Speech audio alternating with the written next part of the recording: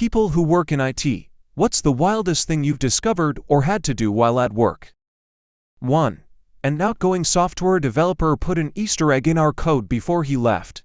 Anyone who typed the word raptor in any text field would have a raptor from Jurassic Park fly across their screen. With a loud screech, only 3 of us on the team knew about it.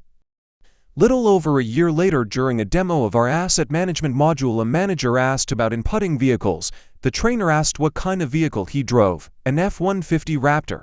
So the trainer, as a demo, input the vehicle description and bam. It happened. It comes screeching with this Raptor flying across the screen in a room of 50 to 60 people, including our CBO and most of our upper managers. My wife is one of those upper managers, so she sees me in the back of the room trying so hard not to laugh. She gave me this look like, really? Our boss just calmly said, well, that's not a bug or a feature. Looks like we'll need to fix that. He had no idea. The next day, he went back through the commits and saw where it originated. During an after-action meeting, he kept it low-key and just assigned it to me and this other dev who knew about it to take it out. He finished by saying, and please don't put Easter eggs in our code. 2. Back when I first started ages ago, a woman called in and said my mouse isn't working. I asked her if it was wired or wireless. I don't know. Why would I know that? She said. What do you mean? Is it wired or not? Is there a wire on it? I asked. I said, I don't know. This isn't my job to know, it's yours, she said. So I asked her if she picked it up and walked away. How far would she get? I was the one that got in trouble. 3. My colleague got a call from a customer who was a pastor as he needed help with his computer. It was a weekend, and my colleague knew his machine name, so he remotely logged onto it as he in parallel started calling him. Screen loads, and it's playing lesbian porn on his work computer in the church. Needless to say, it was awkward as the pastor answered the call a few seconds later. 4. Drive to an office for emergency on-call service, charging the client for $100+ an hour to plug the power back into a switch which their cleaning staff had knocked loose. 5. Take literal magnets off of the laptop so that it would work again. 6. Big company, couple of 100 users, each with their own network drive, hot sking scenario, so they could get their docs no matter where they sat in the call center, rest of building. The server that housed the home drives, as we called them, was running low on disk space, so we sent out emails to everyone saying the shared drives were for work docs only, and that we could see images, MP3 south, move, files, etc., and that these should be deleted if not work-related. Fast forward a few weeks and the disk usage has gone down, but still really close to full, so the lowest paid member of staff, me, was to find the worst culprits and report back on what the largest content in their drive was. The very first person I checked had a huge drive, most under 500 megabytes. This was tens of GBs.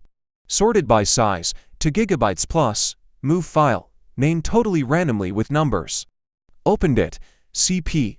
The subsequent police-led shitshow was not what I needed to be involved in at 19 years old. 7.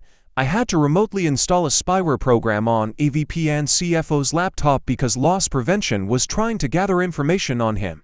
The software recorded keystrokes, program usage, web history, and videos of what he was doing on the laptop. He resigned the next day after they found that he had a girlfriend in one of the company's manufacturing plants in China. The guy lost $1 million job for that, probably lost his wife and home too. 8. Story time. Let's name my colleague Mike. It's not his real name, for reasons that will become obvious. Mike was our top help desk guy. Always happy to help out, and to guide you through your problem, until it was fixed. In the decade I've worked here, I've never seen him get angry at a client. One day, Mike receives a ticket from the VP of our company. VP claims she can no longer log into the system, and requests help. Of course, Mike hurries up to her office, because that's a pretty big problem, especially for a VP. When he gets to the office, he sees that VP is able to log in. But the system is now demanding she sets up two-factor authentication. Mike is not surprised by this. 2FA has recently gone from a suggestion to a requirement. So, he figures she has difficulties with setting up 2FA, and starts explaining how to pair her phone and how everything works. But nope, VP knows what 2FA is, and how it works. She just doesn't want it. She demands Mike make it go away. Mike is confused, but declines. 2FA has become mandatory, like I said, and he can't simply make it go away. So, he explains again that it's required, and that she, as VP, is especially crucial to set it up properly. Even the CEO has it set up, and has been using it since it was first introduced. But VP is adamant. She demands an exception, and demands it now. But Mike refuses again, mostly because he literally does not have the power to do what she asks, even if he wanted. So, VP takes the next logical step. She calls up the CTO. The CTO is absolutely baffled. All he was told by VP is that Mike is refusing to help her, and he knows that Mike is our top helpdesk guy. He wouldn't just randomly refuse help. He marches up to the VP's office to get the finer details. After about 15 seconds of explaining, he instantly sides with Mike and tells VP that she's shit out of luck and that 2FA is mandatory. No exceptions. Probably realizing she can't just bully the CTO into submission, she finally relents and agrees to set up the 2FA. Mike quickly helps her through, and 5 minutes later they're out of the office. A few hours later, Mike is called by one of VP's assistants. None of them can log in anymore, they claim.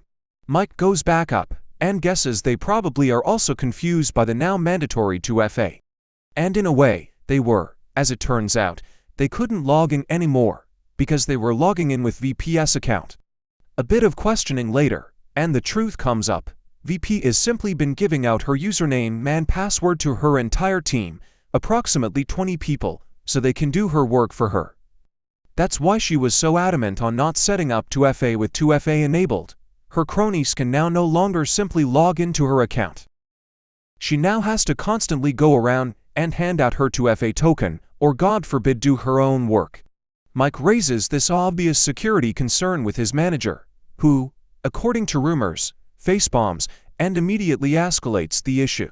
Higher and higher it goes, with facebombs all the way, until it comes back to the CTO, who facebombs the hardest, and mutters of course she did.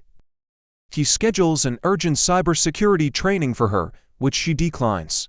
CTO calls her office and explains in quite certain words that this training is not optional, and she is expected to be there. Last I heard, she did show up, and still has 2FA enabled. 9. Hiding a kill switch in the code of a web application we had because my boss thought the customer would try to steal our code. 10. I work with a lot of engineers, like literal rocket scientists. The number of really intelligent people who don't know what simple things like can you minimize that window or let me see your desktop or is simply mind-blowing.